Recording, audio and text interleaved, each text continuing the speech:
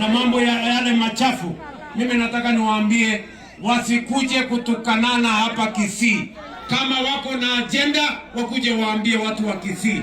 Wakuje wajenge barabara, kama wako na mpango wajenge hospitali, wajenge soko, ama namna gani? Mtu akikuja hapa atukane mjumbe wenu, huyo mtu ni kumbavu, si kumbavu? Ni mjinga, si mjinga? Mimi nataka niwaulize nyinyi watu wa hapa Kisii, si ndio? Watu wa Keumbu, si nyinyi ndio mlimchagua MCA? Si mlichagua mbunge? Si mlichagua gavana? Si mlichagua senator? Si mlichagua rais? Nyinyi mnataka kiongozi mwenye mmchagua atukane na mtu tapeli, mtu wa ukabila na chuki na migawanyiko? Tunaelewana? Tuko pamoja? Ndio mimi nataka niwaambie wale majamaa wa matusi, wale jamaa wa ukabila, wale jamaa wa chuki, wa matusi, mimi nataka niwaambie chuma chao kimotoni. Tunaelewana?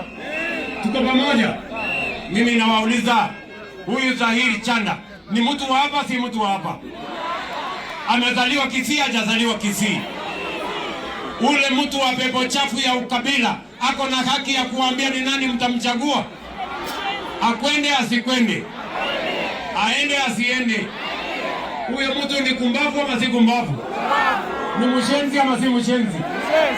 Huyo mtu apotee kabisa. Huyu Zahiri Chanda ni kiongozi ambaye tunamtambua hapa, na ile kazi anafanya hapa, anafanya kazi ya wanaume wengi. Ni kweli ama si kweli?